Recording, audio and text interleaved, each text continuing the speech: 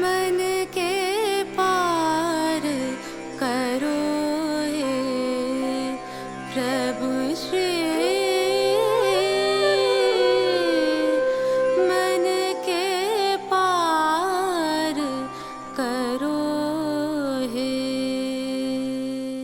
जैसा कि आप शायद विदित नहीं होंगे, पर ओशो 1970 में बम्बई से पूना आ गए थे और पूना के आश्रम की स्थापना 1974 में हुई थी।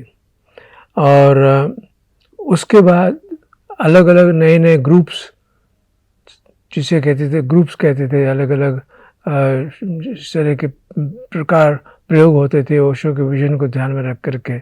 और अनेक बड़े नामी गिरामी बड़े एक्सपर्ट साधक सन्यासी पूरी दुनिया भर से पूना आकर के और ओशो के गाइडेंस में वो सारा काम उन्होंने शुरू कर दिया था। तो उस दरमियान में कभी मुझे ये पता नहीं कौन से समय में, पर ओशो ने एक रजनीश इंटरनेशनल मेडिटेशन यूनिवर्सिटी की स्थापना की। उसका नाम था रजनीश इंटरनेशनल मेडिटेशन यूनिवर्सिटी, इस नाम से शुरुआत हुई। और उसके बाद जब 79 में जैसा कि मैं पहले शायद बता चुका हूँ, ओशो का मैसेज आया कि मुझे अब पूना आ जाना है, पूना कम्यून आ जाना है। उन दिनों मैं डीन था सैन फ्रांसिस्को में, तो उन्होंने कहा कि बस तुमको अब यहाँ पर पूना आ जाना है, मतलब मैसेज आया मुझे। तो मैंने सारा रिज़ाइन कर दिया डीनशिप वगैरह, और मैं जब पूना आ गया तो वहाँ मुझे ये मैसेज मिला। मुझे ओशो ने, वो हमेशा मैसेज देते थे, चाहे लक्ष्मी के द्वारा चाहे किसी की और सेक्रेटरी के द्वारा, वो संदेश पहुंचाते थे। तो मुझे ये संदेश मिला कि अब ओशो ने उस यूनिवर्सिटी का नाम बदल दिया है, रजनीश इंटरनेशनल मेडिटेशन यूनिवर्सिटी नहीं, उसका नाम रखेंगे ओशो मल्टीवर्सिटी। क्योंकि उनका कहना यह है कि जैसे एक यूनिवर्स नहीं है, एक विश्व नहीं, अनेक विश्व हैं, उसी तरह से शिक्षा के क्षेत्र में भी अनेक शिक्षा के क्षेत्र, अनेक शिक्षा के रूप हैं, उन सबका भी हमको समझ होनी चाहिए। तो उसको ध्यान में रख करके उन्होंने ओशो मल्टीवर्सिटी की स्थापना की, और उसके लिए मुझे मैसेज ही मिला कि मैं उसका चांसलर की तरह मुझे उसका काम करना है। इस तरह से मेरी शुरुआत चांसलरशिप के साथ हुई। और मेरा ओशो ने कोई इंस्ट्रक्शन नहीं दिया, कोई गाइडेंस कुछ नहीं, सिर्फ इतना ही मुझे मैसेज मिला। और वो मैसेज मिला कि ये जो अलग अलग ग्रुप चलते हैं, और उस वक्त कम से कम 100 ग्रुप चला करते थे, जो अलग अलग ग्रुप चलते हैं उन्हें मुझे सिर्फ उस ग्रुप में जा कर के बैठना है, कहीं चुपचाप पीछे कहीं जा कर के, और ग्रुप में क्या होता है, कैसे होता है, क्या हो रहा है, उसका ऑब्जर्वेशन करना है।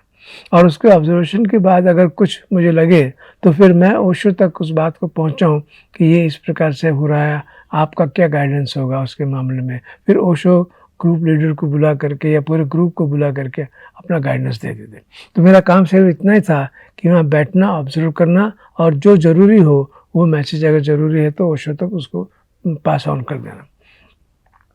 इसके अलावा उसके बाद क्या हुआ कि 1979 में मैं आ गया। 1981 में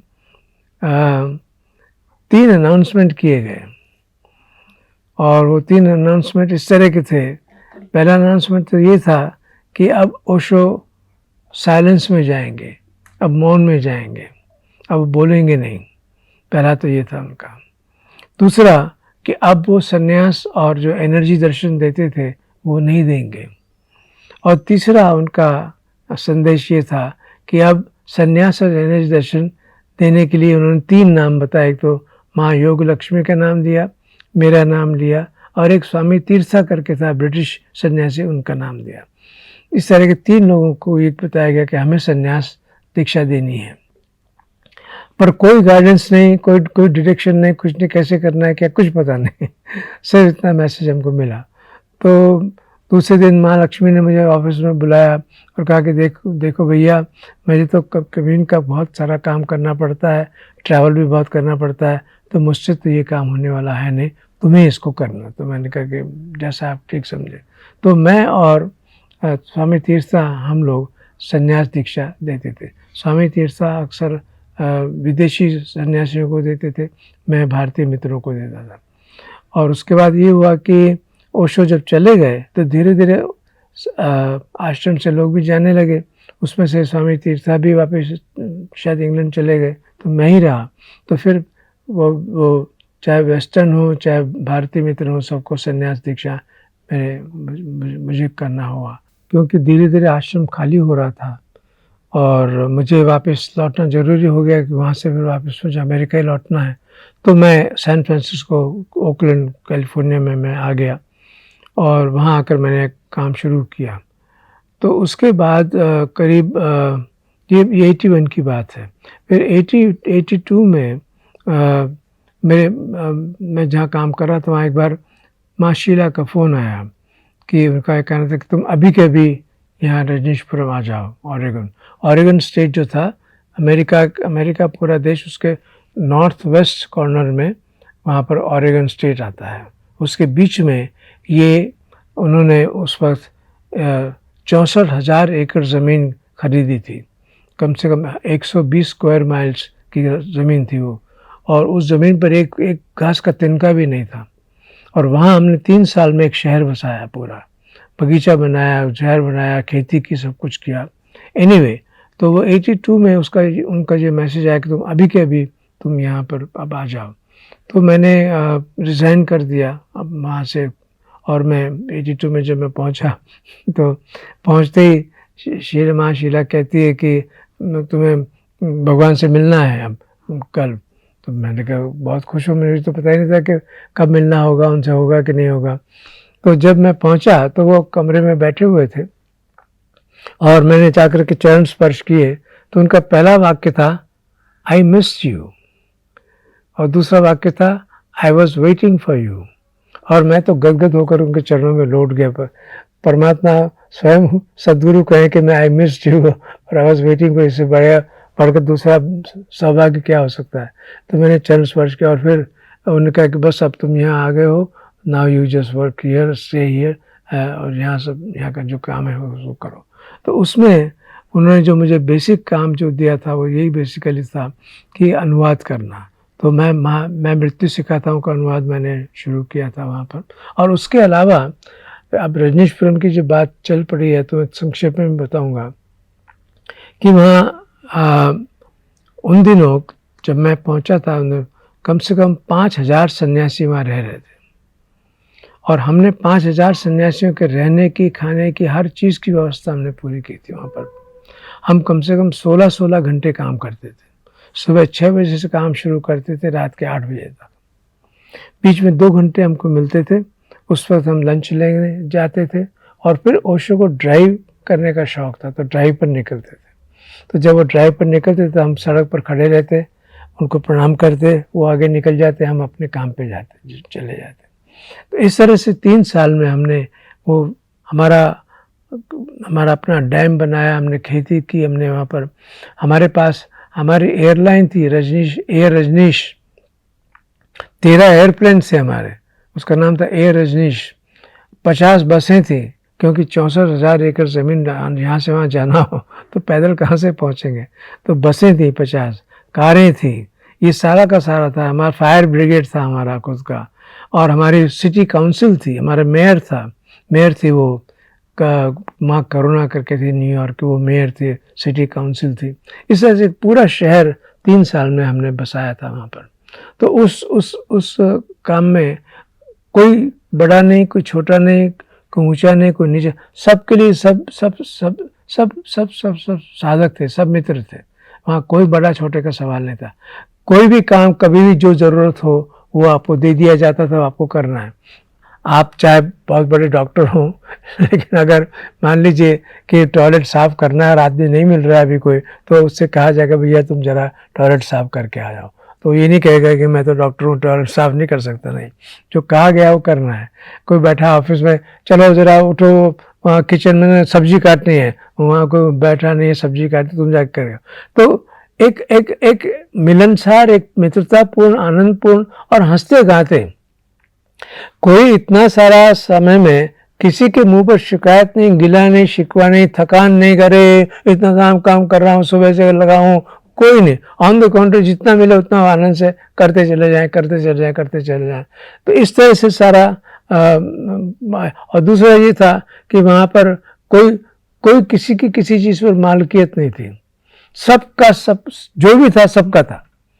अभी एक उदाहरण दूँ अगर आपको, मान लीजिए कि आप ठंड का टाइम था, बहुत ठंड पड़ती थी वहाँ, तो आपको जैकेट लेना है, ओके, तो हमारा बड़ा भारी मॉल था, उस मॉल में सब स्टोर से, अलग अलग स्टोर से, उसमें जैकेट लेने आप गए, आपने जैकेट पहना, ठीक हुआ, फिट हुआ, अच्छा लगा, हाँ ठीक है, ओके थैंक यू, और निकल जाना। आपको एक पैसा भी ये पूछना नहीं कितने का है, कितने डॉलर का है, नहीं मैं $10 क्यों दूँ, $5 क्यों दूँ, झंझट ही नहीं, पैसे का लेन देन ही नहीं था।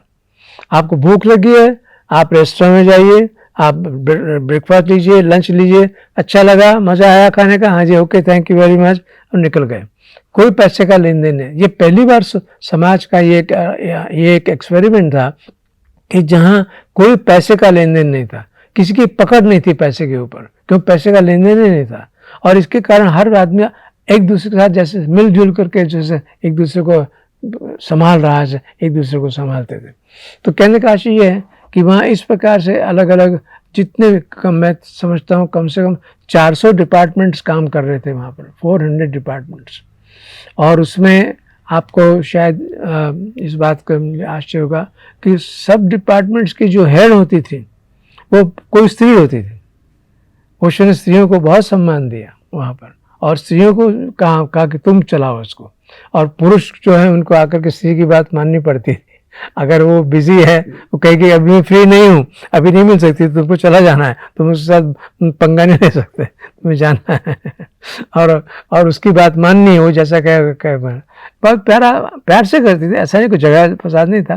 ठीक है, कहने का आशय ये कि सारे जो विभाग थे वो स्त्रियों के हाथ में थे, और वो बहुत कुशलतापूर्वक उसका काम करके दिखाती थी। ये कहने का आशय है मेरा, बहुत कुशलतापूर्वक करती थी। इस सारे इसमें अनेक काम पर एक में जो काम मुझे अनुवाद करने के अलावा था वो था गार्डिंग करने का।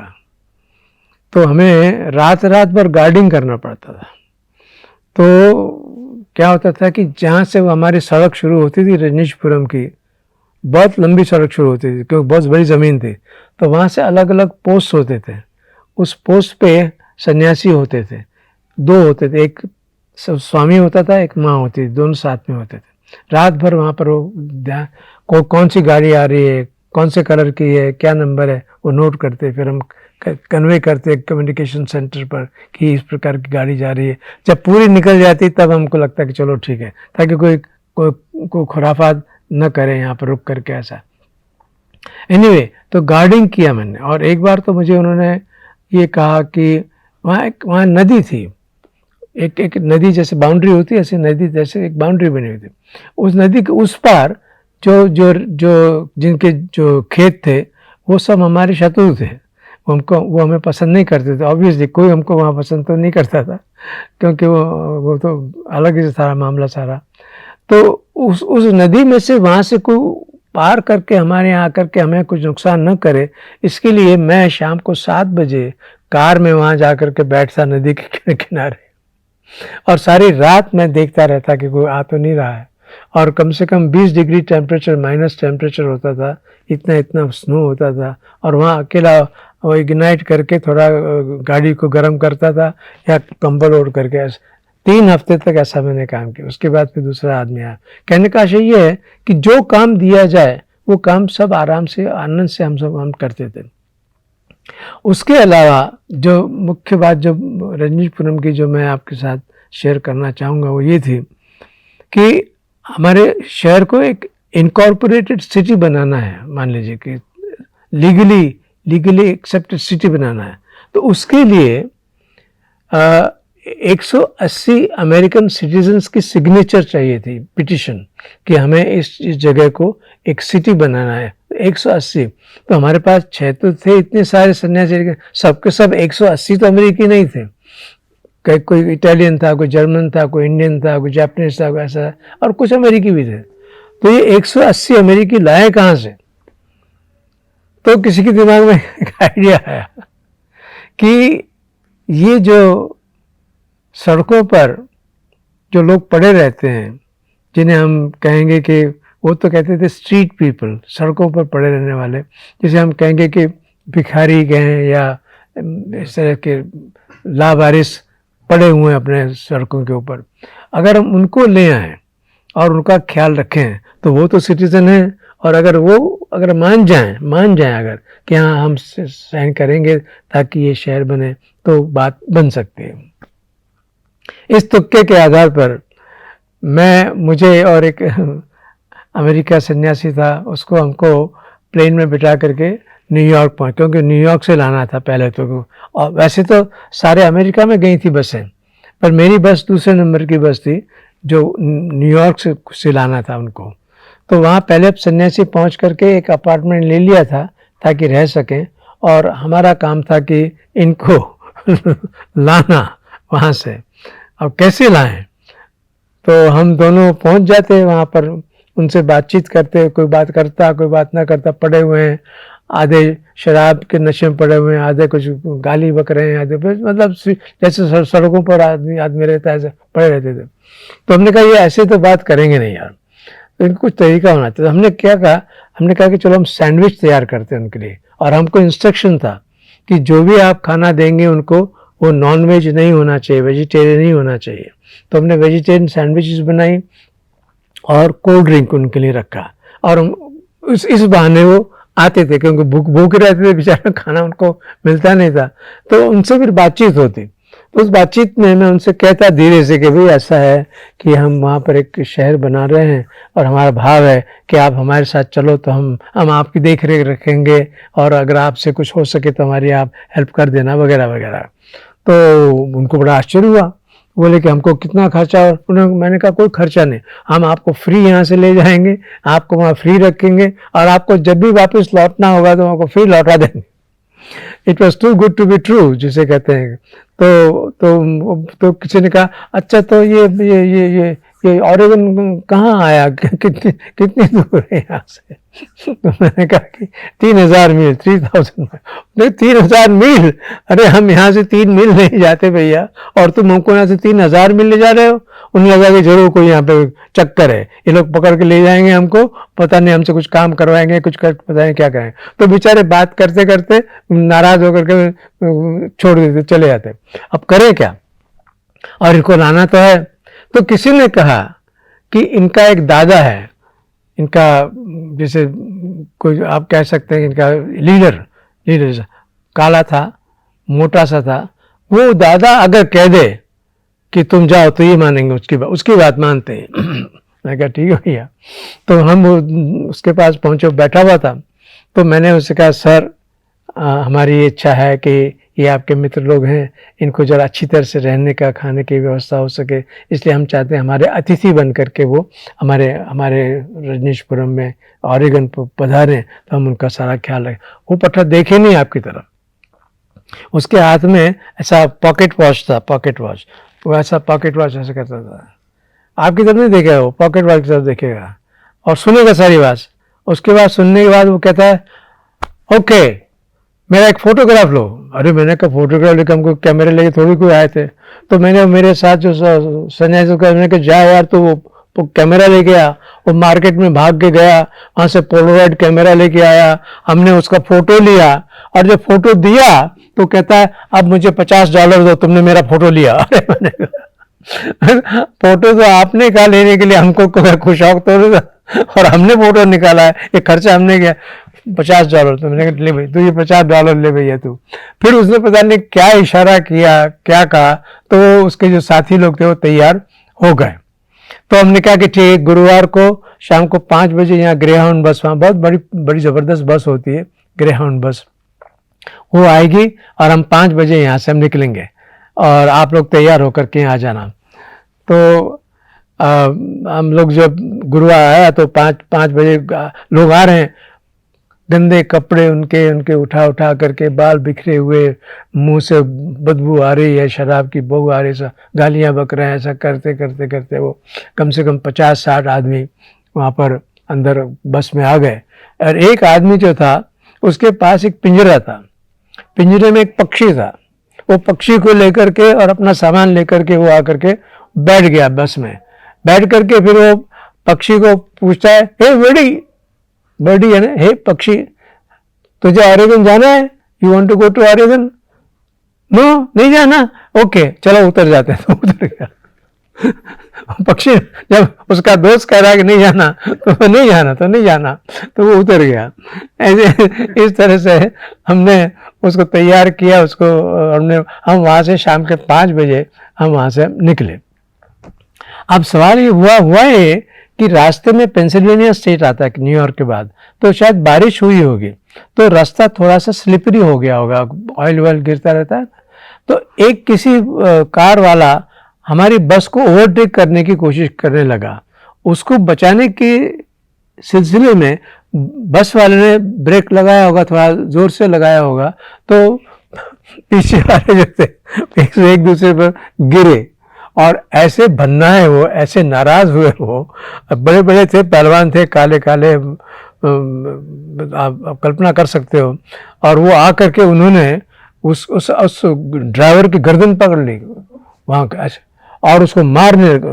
और मैं उनका हाथ पकड़ रहा हूँ कि सर ऐसा मत करो, प्लीज़ प्लीज़, ऐसा गलती होगी, अरे प्लीज़ ऐसा। और मुझे धक्का मार कर वो दूर कर रहा है।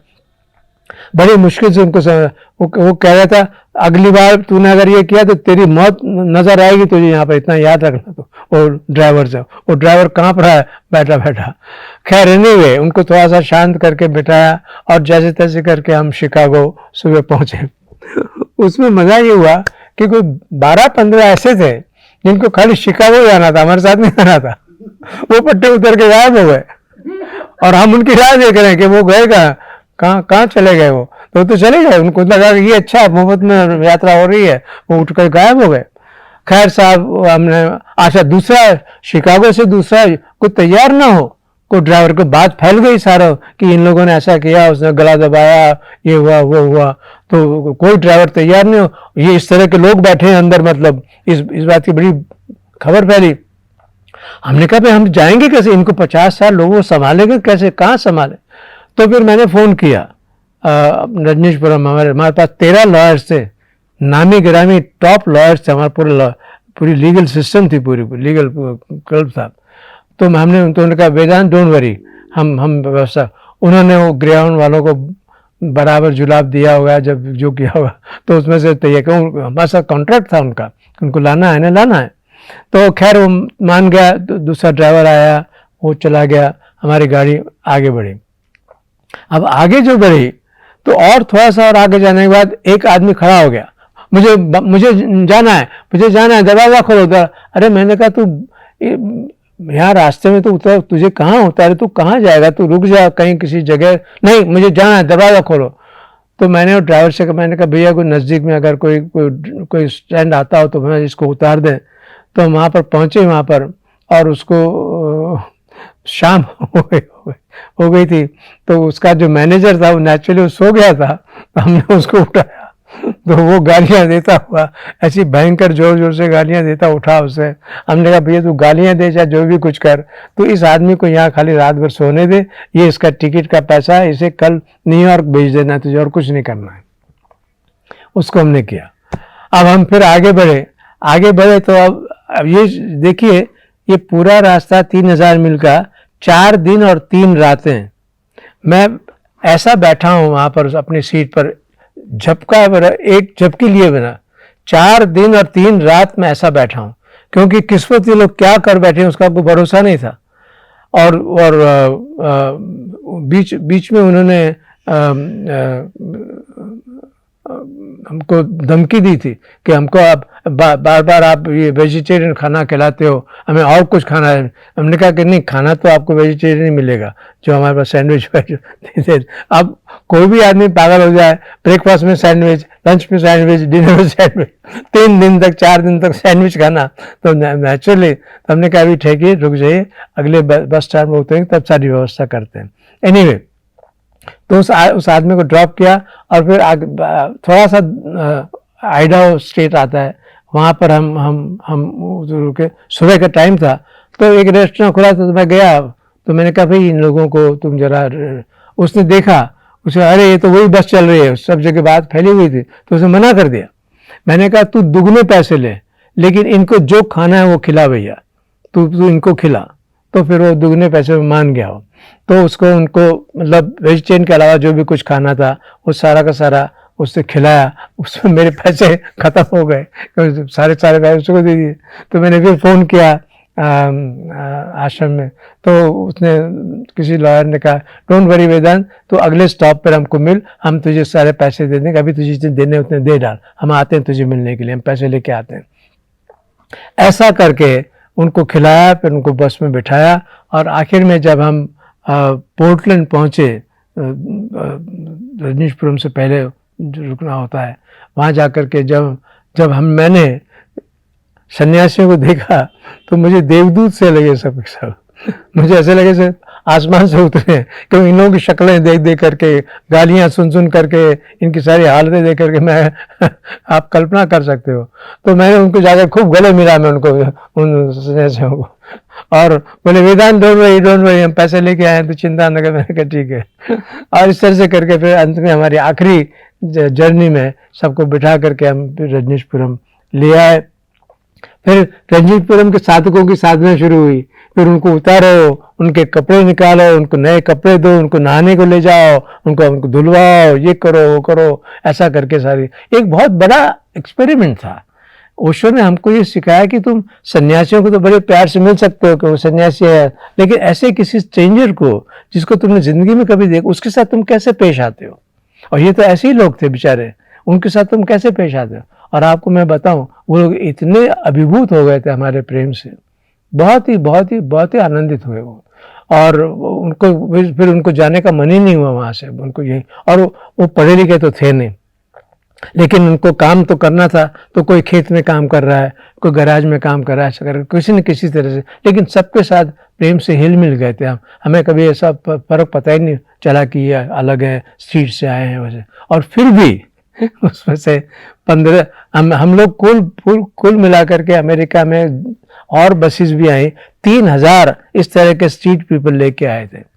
उन 3000 में से 1500 वापस लौट गए, उन्हें नहीं जमा। हमने कहा ठीक है, ये आपके जाने के पैसे, जहाँ जाना है इसकी टिकट का पैसा, तुम जा सकते हो। उनको फ्री जाने को दे दिया, बाकी के जो रह गए वो फिर वहीं के हो गए, फिर सारा वहीं का। तो ये एक जो घटना घटी अद्भुत थी हमारे लिए, बहुत सीखने को मिला हमें उनसे। और एक ह्यूमन लाइफ के ऊपर कैसे रिलेट करना, किसी स्ट्रेंजर के साथ, किसी अपरिचित के साथ, किसी इस तरह के आदमी साथ कि जिसका कोई हुलिया भी ठिकाने का तुम कैसे पेश आते हो तुम। ये सारा हमको बहुत सारा अनुभव मिला। ये रजनीशपुरम की कहानी है इस तरह की। तो वहाँ तो हम लोग 3 साल तक काफ़ी अच्छा रहा। मैं 3 साल था वहाँ पर। मन के